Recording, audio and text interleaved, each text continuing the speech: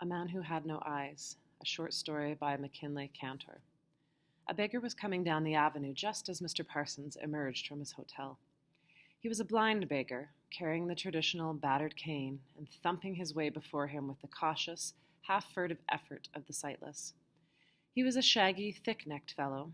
His coat was greasy about the lapels and pockets, and his hands splayed over the cane's crook with a futile sort of clinging. He wore a black pouch slung over his shoulder. Apparently he had something to sell. The air was rich with spring, sun was warm and yellowed on the asphalt. Mr. Parsons, standing there in front of his hotel, and noting the clack-clack approach of the sightless man, felt a sudden and foolish sort of pity for all blind creatures.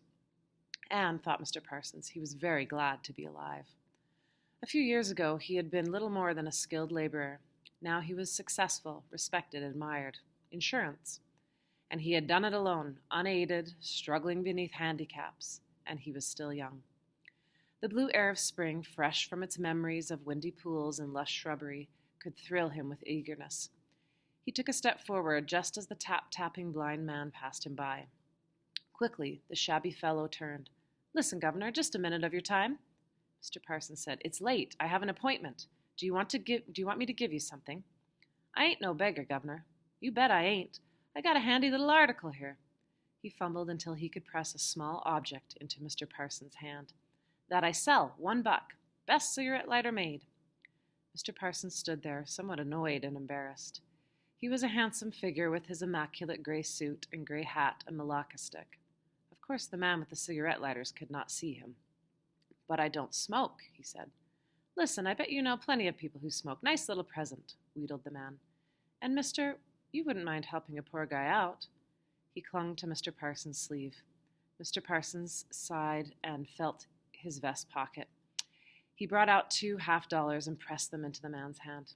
"Certainly I'll help you out. As you say, I can give it to someone. Maybe the elevator boy would—" He hesitated, not wishing to be boorish and inquisitive, even with a blind peddler.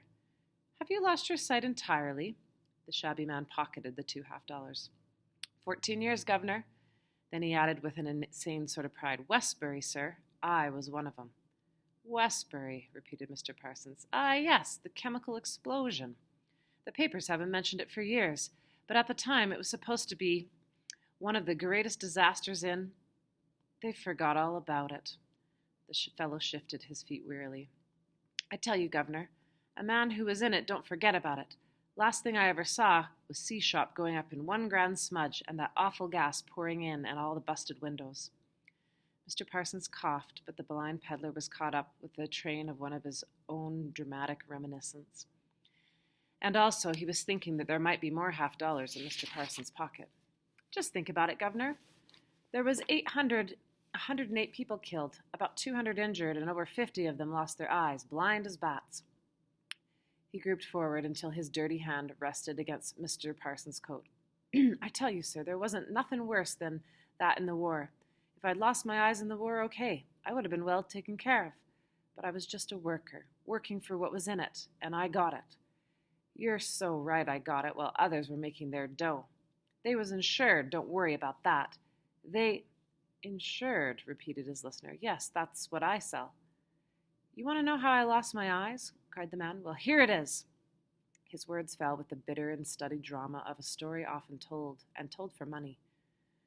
"I was there in C-Shop, last of the folks rushing out.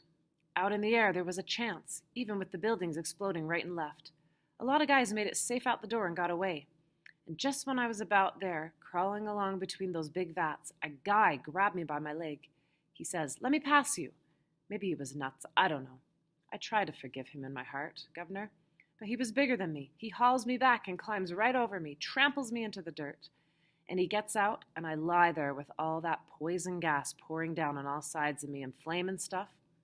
He swallowed, a studied sob, and stood dumbly expectant. He could imagine the next words. "Tough luck, my man. Now I want to—" "That's my story, Governor." The spring wind shrilled past them, damp and quivering. "Not quite," said Mr. Parsons. The blind peddler shivered crazily. "Not quite? What do you mean?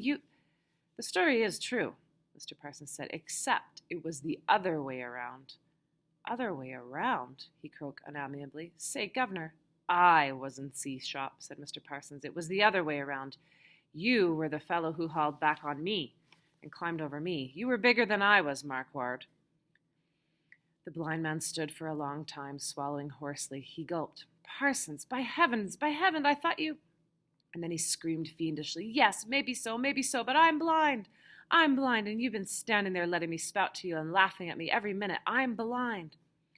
People in the street turned to stare at him. You got away, but I'm blind. Do you hear? I'm... Well, said Mr. Parsons, don't make such a row about it, Marquard. So am I.